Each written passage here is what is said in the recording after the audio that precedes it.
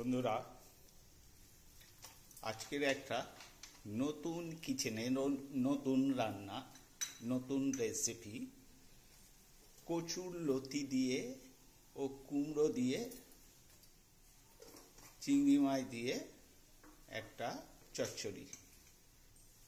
দেখতেই পাচ্ছেন কচুগুলো ছোট্ট ছোট্ট করে কাটা আছে, চিংড়ি মাছ এখানে আছে, কাছে আছে, কুমড়ো ছোট ছোট করে কাটা। এরপরে আমরা কচুটাকে সেদ্ধ করে নেব প্রেসারে।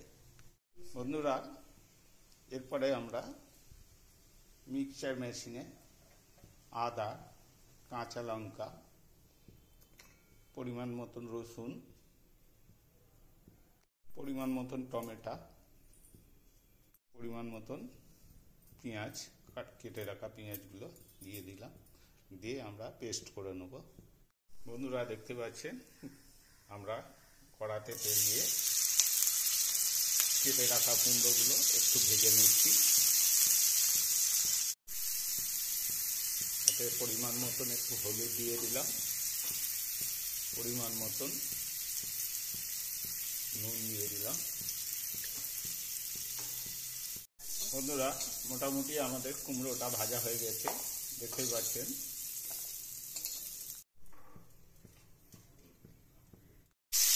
এরপরে আমরা কেটে রাখা চিংড়ি মাছগুলো ভালো করে ভেজে নিচ্ছি, দেখতেই পাচ্ছেন।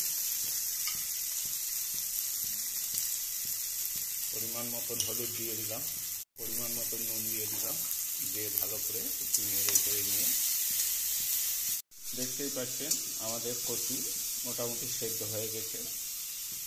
চিংড়ি মাছ মোটামুটি ভাজা হয়ে গেছে, দেখতে পাচ্ছেন, তুলে নেওয়া হচ্ছে। পরিমাণ মতন তেল দিয়ে দিচ্ছি কড়াতে।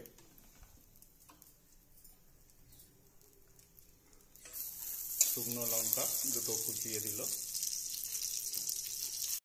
হালকা করে ফোড়ন দিয়ে দিলাম, মোটামুটি কালো জিরে দিয়েছি। এরপরে মিক্সচারে বেটে রাখা আদা, রসুন, পেঁয়াজ আস্তে আস্তে কড়াই দিয়ে দিচ্ছি। মশলাটা দেওয়াই হয়ে গেল, দেখতে পাচ্ছেন। এইবার ভালো করে নেড়ে চেড়ে নেব। পরিমাণ মতন এবারে হলুদ দিচ্ছি, দেখতেই পাচ্ছেন। পরিমাণ মতন নুন দিচ্ছি, বন্ধুরা দেখতেই পাচ্ছেন। পরিমাণ মতন কাশ্মীর লঙ্কার গুঁড়ো দিচ্ছি, দেখতে পাচ্ছেন। বন্ধুরা, কত সুন্দর একটা রেসিপি, কচুর লতি দিয়ে চিংড়ি মাছের চচ্চড়ি।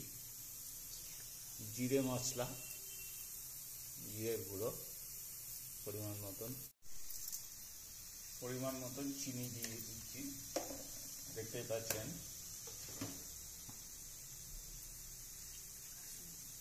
পরিমাণ মতন কাসুন্দি একটু দিয়ে দিচ্ছি।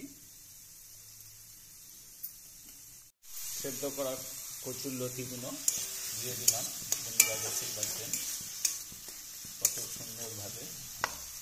এরপর ভেজে রাখা কুমড়োগুলো আস্তে আস্তে দিয়ে দেব।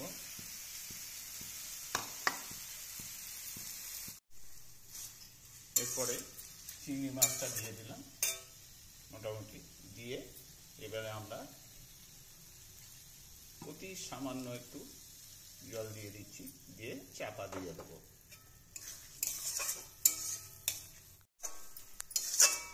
বন্ধুরা দেখছেন, মোটামুটি আমাদের কচুর লতি দিয়ে চিংড়ি মাছের চচ্চড়ি হয়ে গেছে,